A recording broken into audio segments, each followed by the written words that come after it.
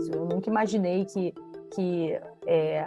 eu, uma Zé Ninguém, né, seria ameaçada de morte. Se o parlamentar se torna um super usuário de rede social, ele pode também super desinformar nas redes sociais, e acho que esse é um perigo que a gente precisa prestar bastante atenção. Olá a todos, eu sou a Patrícia Campos Melo, jornalista da Folha, e este é o Eleições na Internet, programa que discute a influência das redes sociais, da tecnologia e da internet sobre a democracia. No episódio de hoje, a gente vai conversar sobre a checagem de fatos.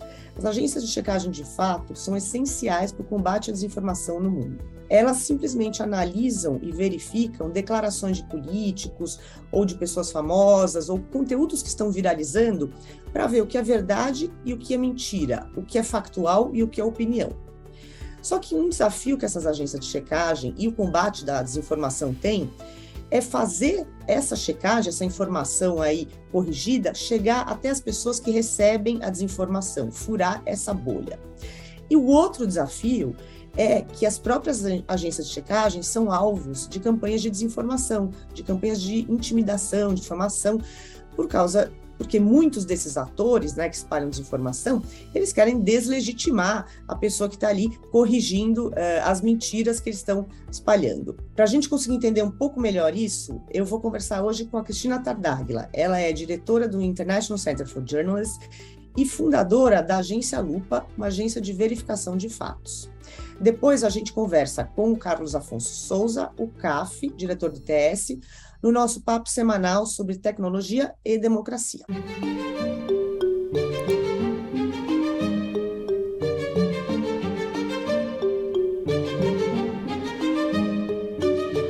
Bom, você agora que vai nos iluminar com várias informações, queria começar te perguntando, primeiro assim, você está acompanhando o cenário de desinformação há muitos anos, o que você achou que é muito típico e muito preocupante deste ano de 2022 em relação à desinformação política? Olha, não tem nenhuma dúvida de que a gente viu dois momentos da desinformação política eleitoral nesse ano. Primeiro, a primeira parte, óbvio, antes do primeiro turno, muito centrado no ataque às instituições, no ataque às urnas eletrônicas, no ataque ao ministro Alexandre de Moraes. Era uma coisa que estava descentrada, né, nos candidatos. A gente via muito pouca desinformação sobre o Lula, o Bolsonaro, a Tebet, o Ciro e aí por diante. Não tinha tanta troca de farpas e desinformação como a gente tinha visto em 2018. É uma coisa diferente. A gente viu também nesse primeiro tempo de desinformação, a gente viu muito uso do que eu gosto de chamar da desinformação ao vivo, né? A gente estava acostumado com a mentira que vinha ali no grupo de WhatsApp da família, e também que vinha no Twitter, no Facebook, e agora a gente vê um link que chama para uma live, né? E aí na live desanda-se a falar de desinformação. Isso foi o que a gente viu antes da primeira fase, o primeiro turno das eleições. Depois, aí o conteúdo mudou bastante, né? As urnas parece que não são mais atacadas, a gente teve uma substituição do tipo de desinformação e agora a gente foi para a lama, né? A gente está vendo a desinformação de caráter moral, de caráter religioso, de caráter altamente pessoal, né? E, às vezes, uma construção de mentiras feitas a partir de verdades mal costuradas. Isso tem me assustado bastante, isso daí. E é uma novidade. Eu acho que o segundo turno das eleições trouxe isso, que não deixa de ser um impacto, né? A chegada das malditas teorias da conspiração ao Brasil. Sim. Como é que é essa coisa baseado em realidade? São coisas descontextualizadas? Como é que funciona isso, Cris? Pata, a gente pode falar um exemplo bem objetivo, né? O caso Bolsonaro-maçonaria. É um vídeo verdadeiro e é um vídeo que não tem alteração nenhuma, mas que provocou uma narrativa contrária ao candidato. Tem uma vontade de não entender o que aquele vídeo representa e uma vontade de construir uma narrativa negativa em torno do Bolsonaro. Então, isso me preocupa muito, porque desfazer esse tipo de desinformação requer muito tempo, requer uma explicação muito longa e é muito, muito mais difícil do que dizer que 2 mais 2 não é 5. O ministro Alexandre de Moraes falou recentemente que fake news não se restringe a redes sociais, que você tem participação de veículos de imprensa. Como é que está sendo isso agora em 2022? Essa eu acho que também é uma grande mudança, né? Que a gente, como sempre, Pata, eu vivo dizendo que o Brasil na desinformação está sempre 2 anos atrás dos Estados Unidos, né? A gente viu aí o Infowars e agora acabamos de ver o Alex Jones sendo multado em milhões de dólares. E essa lógica de montar uma empresa jornalística, se você quiser chamar assim, Infowars, produzir notícias acreditando naquelas notícias, difundindo aquelas notícias, apesar de elas serem absolutamente absurdas. E a gente tem isso no Brasil. A gente fez um Ctrl-C, Ctrl-V. Desculpa, só para a gente falar, explica um pouquinho como é que foi o negócio do Alex Jones, né? Ele era teoria de conspiração sobre o Sandy Hook. massacre. Isso. Sandy Hook, Você quer que eu fale com mais Quero, para as detalhes? pessoas que não acompanhem. Claro. Bom, o Alex Jones, para quem não conhece, é um empresário muito, muito ativo na época do governo Donald Trump, muito próximo a figuras como Steve Bannon e companhia, e ele montou uma empresa que cuida de um site gigantesco hoje em dia, chamado Infowars, que, na verdade, se posiciona contra a vacina, se posiciona contra a favor de cloroquina, enfim, tudo isso que vocês podem imaginar do tempo de Covid, mas que acaba de ser multado em quase $1 bilhão. Vocês imaginam uma montanha de dinheiro que isso é, por ter difamado as famílias cujos filhos foram assassinados num mass shooting que aconteceu em 2012 em Connecticut. Então, é um caso muito emblemático e que acontece nos Estados Unidos. O desinformador, largamente conhecido pelas mentiras que conta, foi enquadrado pela justiça por difamar e não por dizer mentiras. De qualquer forma, o que se espera é que a multa seja tão grande que acabe quebrando a empresa. Você estava explicando, porque, por exemplo, no caso do Alex Jones, ele usava o tráfego, né, a audiência que ele tinha espalhando essas mentiras e teorias da conspiração para vender vitaminas, né, para gerar ali. E como é que isso, o que a gente está importando desse modelo aí para o Brasil? A gente também tem páginas, né, sites e blogs que crescem nessa onda, a onda de construir espaços desinformativos, e aí eu volto a falar dos espaços que têm a atuação live, ao vivo, que aproveitam para se rechear os bolsos com os AdSense, né? Os anúncios que vêm das plataformas de anúncio programático, que, por exemplo, o Google distribui para páginas e sites. É um sistema muito precário de controle, né, por parte das marcas, para onde que vai o banner da empresa XPTO, se ele vai parar ou não num site desinformador. De qualquer forma, o site acaba lucrando com aquele dinheiro. Então, existem, inclusive, grandes movimentos no mundo afora para tentar ajudar os marqueteiros a escolher onde colocar o seu anúncio. Mas, enquanto isso, pessoas como Alex Jones e vários desinformadores transvestidos de jornalistas no Brasil estão aí enchendo os bolsinhos com AdSense. Qual que é a tua maior preocupação em 2022 em relação à desinformação? Me tira o sono a possibilidade da gente ver um confronto de rua. Me tira o sono a possibilidade de o Brasil ter um 6 de janeiro no Capitólio, né? E basta a gente olhar os dados. Outro dia eu publiquei uma coluna dizendo isso, que o Brasil já vive, né, um Capitólio. A gente já teve mais de 20 mortes por conta de desavenças políticas, e, obviamente, essas desavenças políticas estão conectadas à desinformação. Não tem a menor dúvida, quem acompanhou o comitê que se formou no Congresso americano para apurar os eventos que levaram, né, desovaram ali na invasão do Capitólio, vê com muita tranquilidade a enorme participação da desinformação em irrigar o ódio, né, e a polarização. E ali a gente acaba vendo, inclusive, os mortos, né? Foram 5 mortos no Capitólio. Imagina se isso acontece no Brasil. É isso que me tira o sono, por enquanto. E a imprensa, assim, como que nós, jornalistas, como é que a gente deveria cobrir desinformação sem involuntariamente acabar amplificando a desinformação? Pata, essa é a pergunta do céu, né? Adoro falar sobre isso, assim, e não tenho nenhum manual, nenhuma regra, mas gosto muito de defender o silêncio estratégico, você já deve ter me ouvido falar sobre isso. Acho que a imprensa ainda não entendeu o que ela deve fazer para cobrir desinformação.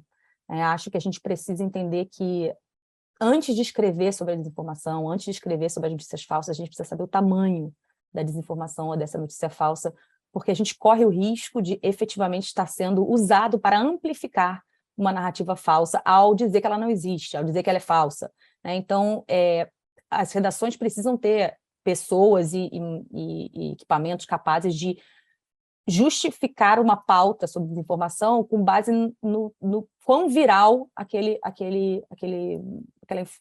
post, aquela publicação é. Sem passar por esse crivo, acho muito perigoso por parte dos jornalistas escrever sobre desinformação. Sou muito defensora também, Pata, do que a gente vê já nos Estados Unidos crescendo, que é a editoria de democracia. Temos isso, né? A Associated Press lançou, o Washington Post tem também, enfim, há várias rádios em torno dos Estados Unidos têm isso, que é uma editoria que não tem nada a ver com o trabalho do Ombudsman, né? O Ombudsman, para quem não sabe, é o representante do leitor nas redações, e essa editoria de democracia, acho urgente a gente ter uma discussão sobre isso, nós, imprensa, nós, jornalistas, que é uma pessoa ou um grupo de pessoas que são capazes de olhar para a posição e dizer, olha, aqui não tem risco de alguém editar e transformar isso numa peça desinformativa, ou vamos trocar esse título, ou vamos esquecer esse outro lado porque a Terra é redonda, a gente não precisa ninguém dizendo que a Terra é quadrada, vamos nos libertar desse outro lado, né, tão desinformativo. Eu diria que esse editor de democracia é um camarada ou uma mulher, claro, que garante que a qualidade da notícia está alta, não tem risco de gerar dúvidas, né? E aí tem várias pequenas dicas, né? Por exemplo, jamais escrever um abre aspas, blá, blá, blá, fecha aspas, diz fulano. Isso não pode mais ser manchete assim, né? A gente supõe que o nosso leitor, o telespectador, vai entender de cara que a gente está fazendo uma ironia, porque aquela frase é um absurdo, mas não é mais assim. A gente precisa ter um pouco mais de cuidado e essa editoria seria uma solução. Como é que a gente deveria cobrir declarações falsas de políticos ou de autoridades que passem pelo crivo da viralização, né? Ou seja, que tenham uma magnitude suficiente para merecer uma cobertura? A gente não precisa competir com o Twitter. O camarada que desinformou e que está rodeado ali de jornalistas, aquela informação falsa já está solta. Então, a gente precisa já partir do pressuposto que a gente não precisa ser um taquígrafo, né? Não importa o que ele disse, e aí eu digo para isso, tanto na informação verdadeira como a falsa, mas vamos nos ater à falsa, a gente não precisa amplificar. Talvez a nossa contribuição seja saber que aquilo é falso e imediatamente preparar um explicador, preparar um vídeo, preparar um fact-checking, preparar material que seja já capaz de combater aquilo nas redes e jamais escrever fulano disse isso. Assim, isso é para um tempo, um jornalismo que não anterior às redes sociais, né? Uhum. O que é o silêncio estratégico? O silêncio estratégico é uma proposta que alguns especialistas em desinformação fazem, que pode ser aplicado e deve ser aplicado pela mídia, mas que conta muito com o envolvimento da população. Vamos lá para alguns exemplos bem básicos, Patrícia. É muito, muito, muito comum você ver um conteúdo muito desinformativo, por exemplo, 2 mais 2 igual a 5, e lá no Twitter alguém dá o RT e põe o dedinho assim para baixo. Olha que absurdo. Naquele exato momento, todos os seguidores daquela pessoa passaram a ser afetadas por aquela desinformação do 2 mais 2 igual a 5. Isso, por exemplo, é um comportamento que a gente precisa abolir, né? Quando a gente precisa estar muito tranquilo com a possibilidade de enterrar um assunto que seja falso. Silenciar diante da desinformação, muitas vezes, é a melhor tática, é melhor do que escrever sobre isso. Tem limitações isso? Porque, assim, por exemplo, às vezes, quando você tem o presidente de um país ou altas autoridades são os maiores desinformadores, a gente pode se dar o luxo de ignorar algumas coisas que eles falam, porque isso pode ter implicações políticas. Tem como... O que você acha? Essa pergunta é super difícil, porque eu vou te dizer que vai sempre depender do conteúdo, né? Essa decisão ela é feita minuto a minuto, caso a caso. Mas o Brasil saiu do cercadinho. A gente abandonou, né? A imprensa saiu do cercadinho e aí? Que diferença que fez para a política nacional? Nenhuma. Que diferença que fez para a cobertura da política nacional? Nenhuma. Eu vejo, por exemplo, alguns exemplos claros em que nós fomos usados, nós, imprensa, fomos usados, né? Eu posso citar, a tentativa de alavancar uma trending topics no meio da pandemia sobre a ivermectina com um N de invermectina. E vários jornais disseram, ou colunistas disseram, as pessoas que defendem ivermectina não sabem nem o que é a droga e que ela não funciona, como também não sabem escrever o nome da droga. Logo, o que aconteceu? Virou trending topics. Né? E o que os desinformadores lograram? Que aquele fosse o debate do dia. Então, não importa se tinha um N a mais ou não. Né? Falou-se sobre ivermectina e isso fica presente, fica no bar, né? na casa, no seu WhatsApp, está todo mundo falando sobre ivermectina. E só para contextualizar para quem está acompanhando aqui com a gente, quando você falou do cercadinho, você teve os principais veículos de imprensa tomaram a decisão em 2020, de não mais mandar os repórteres acompanhar aquelas mini coletivas improvisadas que o presidente Jair Bolsonaro fazia ali no Palácio da Alvorada, que era o cercadinho. No caso, a decisão foi porque os jornalistas estavam sendo agredidos, né, pelos apoiadores do presidente. Mas o que acabava acontecendo, que é o que a Cris está falando, é que você tinha ali como um público cativo vários jornalistas de jornais, de TVs, de imprensa profissional, que estavam ali ouvindo a narrativa que o presidente queria espalhar, muitas vezes falsa, e reproduzindo, né? E aí tinha essa discussão, mas a gente não vai ter gente lá, vamos perder. E acho que se fizer um balanço agora, não perdeu nada, né? Inclusive porque quem acompanha, ele ainda é acompanhado pelos blogueiros, apoiadores, pelos youtubers, então se houver alguma coisa importante, é só você monitorar, mas não você simplesmente legitimar tudo que ele está falando. Em relação à checagem, Cris, existe uma percepção, também eu queria saber se é correta, né? Que muitas vezes a checagem não chega para quem recebe a notícia falsa. Então, assim, que é meio... Como é que você aumenta o alcance da checagem? E como é que você fura a bolha, né, de quem está lendo e acreditando na desinformação para chegar nela, a checagem? Essa é a pergunta de $1 milhão, né? É a pergunta que todos os chegadores do mundo buscam a resposta.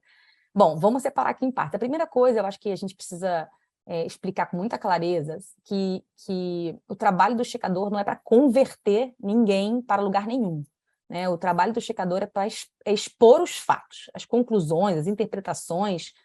O checador não tem o menor controle sobre isso. Então, exato, é expor, é trazer, olha, dizer aqui estão os dados, esses são os fatos. Se você quiser continuar acreditando nisso aí, bom, você foi informado. Se você, a partir da informação, mudou sua opinião, bom, você foi informado. Então, nós não temos a capacidade nem a pretensão de mudar a cabeça de ninguém. É só uma exposição de dados e de fatos que podem contribuir para um melhor debate público. Tendo isso dito, Pata, um segundo nível de análise, é muito, eu diria até burro, do checador trabalhar pensando nos polos. Né? Tem alguns dados, inclusive da USP, do Pablo Hortelado, esse é de 2018, deve estar desatualizado, mas que talvez 15% do Brasil estava ultrapolarizado, né? Seja a esquerda ou a direita. E aí eu lembro de eu conversando com ele, e ele falou assim, vamos trabalhar para os 85% do meio. É para esse público que o checador dirige a sua atenção todos os dias. É para quem ainda tem dúvida, é para quem ainda está aberto a ler, para quem ainda tem curiosidade para saber, afinal de contas, o que é verdade e o que é mentira. Então, o terceiro ponto é que o Brasil cresceu tanto em checagem, né, nos últimos anos. Se você imaginar em 2014, quando eu comecei a fazer fact-checking no Globo, a gente éramos 2, 3 pessoas que fazíamos meio que um freela interno, né? E hoje a gente tem o fato ou fake na TV Globo, né? Tem, mal ou bem, checagem na TV, checagem no rádio. Então, assim, a gente está aumentando. Onde é que a gente precisa melhorar? Obviamente, nos aplicativos de mensagem, assim, Telegram, WhatsApp, o que for, precisa encontrar um modelo de oferecimento de checagem ali dentro, sem invadir a criptografia, sem ler a mensagem das pessoas.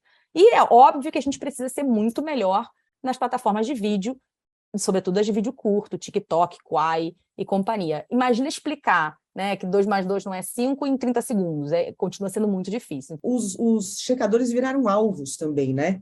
De campanha de difamação, de tentar desacreditar, de ataques. Como é que está essa situação, Cris? Melhorou bastante, sabe, Pata? Eu acho que comparando com 2018, os checadores chegaram muito mais preparados para serem isso, para serem alvos de muito ódio, serem alvos de ameaça de morte, né? 2018 foi muito difícil. Eu nunca imaginei que Zé Ninguém, né, seria ameaçada de morte. Assim. Foi muito chocante, muito difícil de lidar, mas a gente aprendeu também. De lá para cá, eu posso falar aí, claro, da Lupa, a gente construiu uma equipe de gestão de crise, a gente construiu um manual interno, né, de avaliação das crises que viessem a surgir. Então, e até agora tem sido bem melhor do que 2018. Acho que entendeu-se no Brasil o que é fact-checking, qual que é a nossa função. Agora, é engraçado que eu acho que vocês foram substituídos no alvo do ódio pelos institutos de pesquisa, né? Não tenho a menor dúvida. Eu lembro que eles tentaram emplacar várias leis contra as agências de checagem, né? Que eram meio que estão fazendo agora com os institutos de pesquisa, né? Que é uma coisa... Fui ao Congresso, fui chamada pelo Ministério Público de alguns estados, houve uma série de debates, houve PL, né? E aí, Pata, é importante dizer que isso veio dos dois lados em 2018, né? Os checadores, fomos muito atacados e criticados e viramos alvo tanto da esquerda quanto da direita, né? Bom, gente, dava para a gente ficar falando horas aqui com a Cris, tendo essa aula maravilhosa, mas a gente precisa ir. Eu te agradeço super, foi maravilhoso, Cris, obrigada. Obrigada, Pata, um beijão a todos.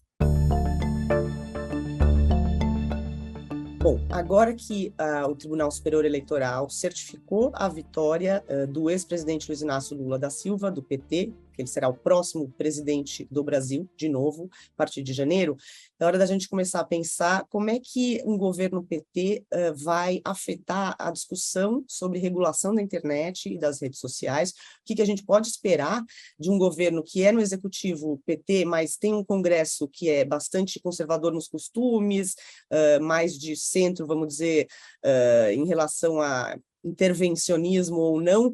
É bem complexa essa dinâmica. Para a gente entender o que a gente pode esperar a partir do ano que vem, no ambiente de regulação e de legislação de redes sociais e internet, a gente faz a nossa conversa semanal com o CAF, Carlos Afonso Souza, o diretor do ITS.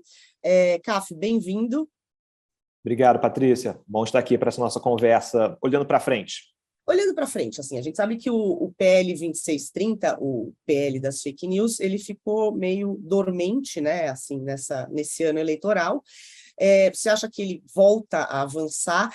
E que cara ele pode ter? Vai ter ou não aquela medida que dava uma certa imunidade parlamentar a políticos eleitos, né, ou para pessoas que têm um cargo público, que elas não seriam moderadas, o conteúdo não seria moderado da mesma maneira que o resto de nós, réis mortais.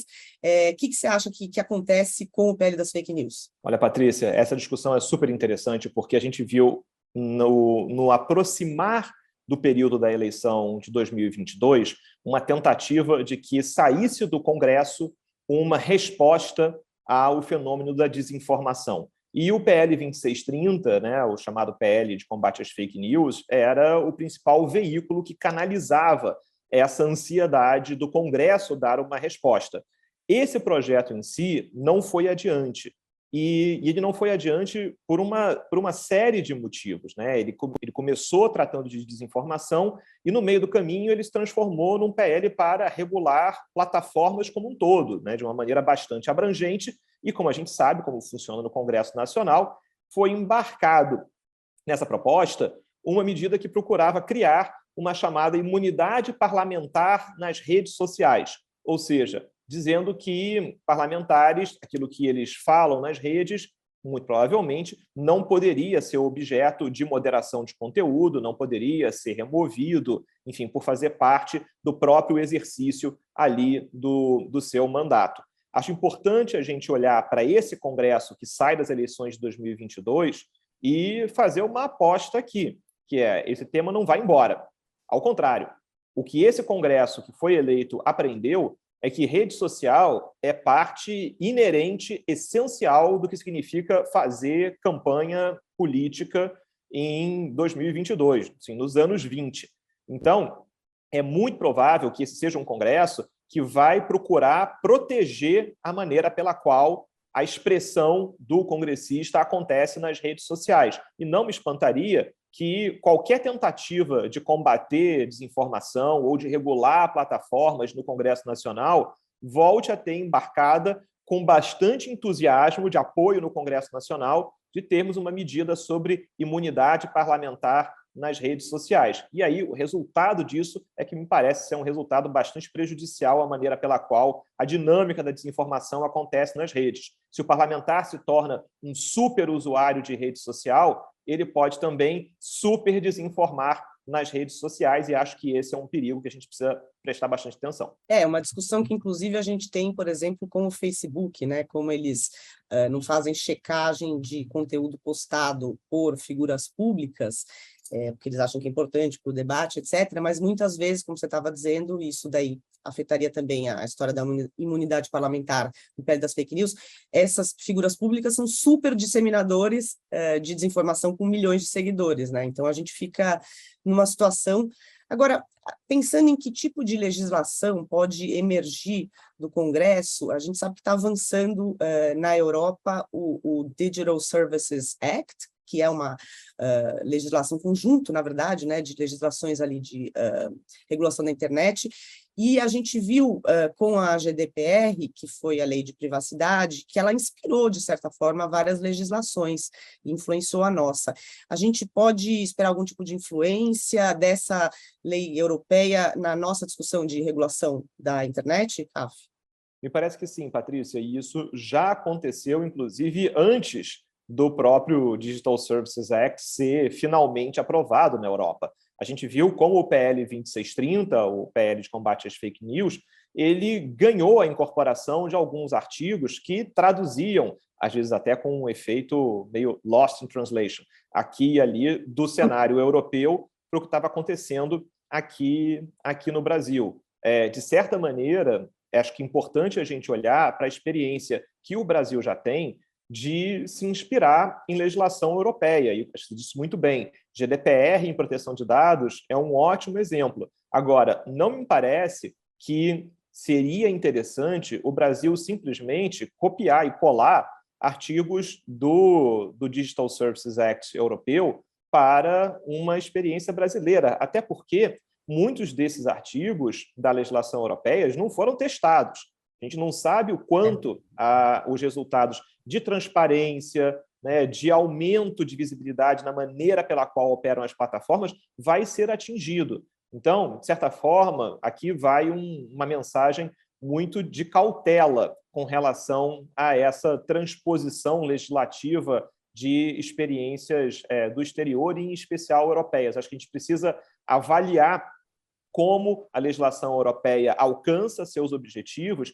e entender o que pode ser interessante para a experiência brasileira, uma experiência brasileira que contém diversos elementos que são únicos do Brasil. A gente tem o Marco Civil da Internet em 2014, a Lei Geral de Proteção de Dados em 2018. Então, precisamos levar tudo isso em consideração para costurar qualquer novo passo que o regulador, em especial o legislador, venha a dar no Brasil sobre esses temas de tecnologia e direito. Pensando também que é interessante a gente ver o perfil de quem pode ter algum tipo de papel em regulação de internet ou nessa discussão num governo do PT, existe uma percepção de que eles acham que existe um lugar para uma maior responsabilização das plataformas.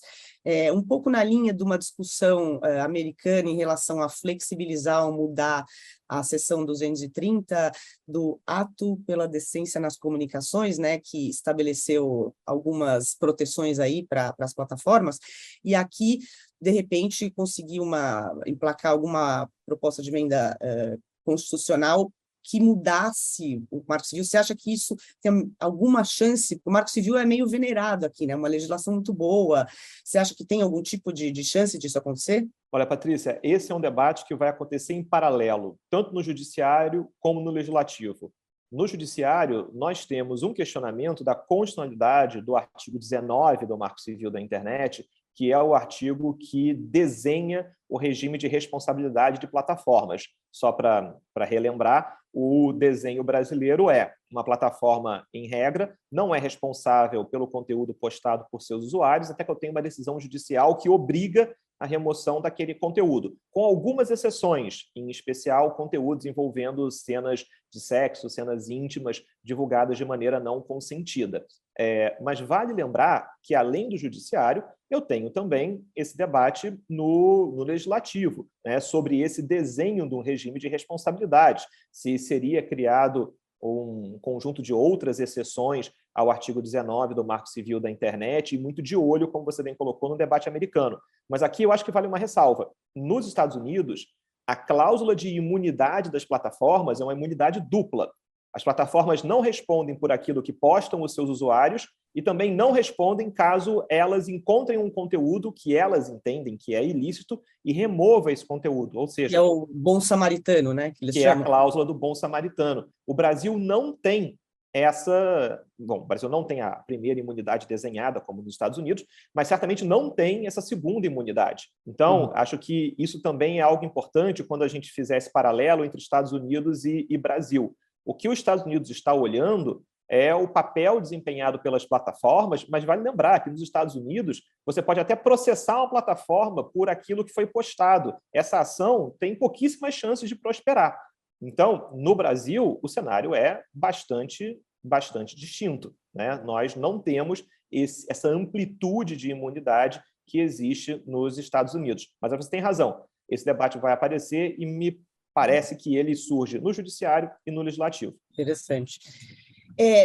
Resoluções do TSE, né? O TSE tem sido bastante ativo, a gente teve a resolução em dezembro de 2021, que incluía desinformação eleitoral entre, vamos dizer, assuntos vedados, né? Caracterizava bem informações inverídicas sobre o sistema eleitoral. Depois a gente teve essa última resolução, há mais ou menos 10 dias do segundo turno, que estabeleceu uma série de mudanças, de retirada mais rápida de conteúdo depois de determinação judicial, e também ampliou aí o poder do TSE. O que você acha disso que vai ficar? Qual é a jurisprudência e como isso vai mudar na prática o jeito como se regula ou como se fazem cumprir regulações sobre as plataformas no Brasil?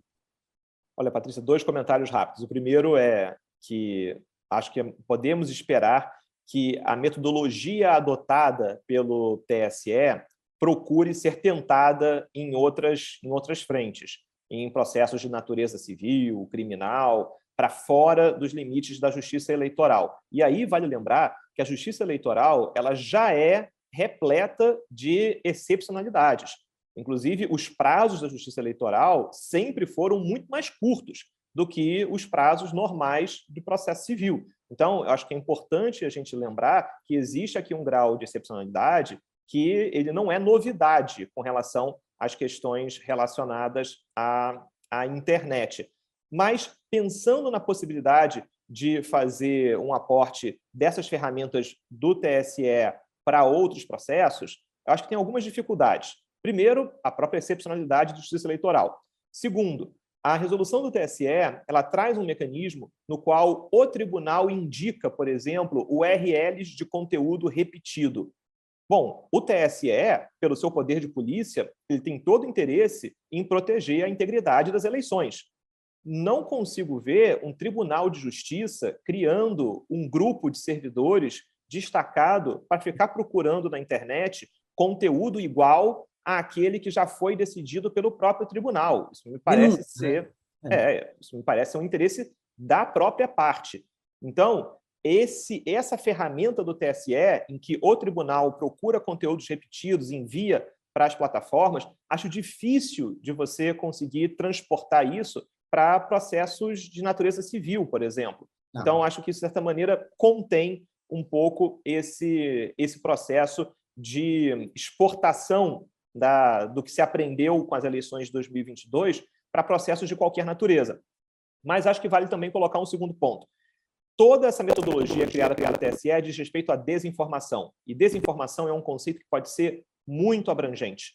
Não me espantaria que a gente começasse a ver, em processos de natureza civil, uma situação em que uma parte fala mal da outra, conta uma história de maneira truncada, e ao invés da parte processar por danos morais, envolvendo danos à honra, à imagem, à privacidade, a parte colocasse lá fake news, desinformação, justamente para tentar puxar essa metodologia criada pelo TSE nas eleições, porque está se falando também, ou estaria se falando também, de desinformação, de fake news. Então, essa amplitude conceitual de desinformação e o uso muito mal, enfim, abusado, no final das contas, de fake news, pode levar a essa tentativa de ampliação em processos de natureza civil. Que, inclusive, durante a campanha agora eleitoral, as campanhas usaram dessa forma, né? Algumas coisas que seriam calúnia, processo por calúnia, infâmia, difamação, entraram com a coisa dos, né, sabidamente, entraram nas fake news. Acho que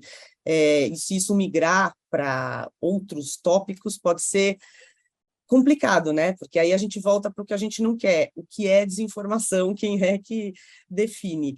Bom, de qualquer jeito, a gente sabe que haverá muitas mudanças a partir desse novo Congresso e novo presidente no ano que vem, mas uma coisa será inescapável, que é a discussão sobre regulação. Queria te agradecer, Caf, por mais uma vez nos iluminar com seus conhecimentos e agradecer a todo mundo que acompanhou a gente. Obrigada. Obrigado, Patrícia. Foi um prazer participar dessa conversa.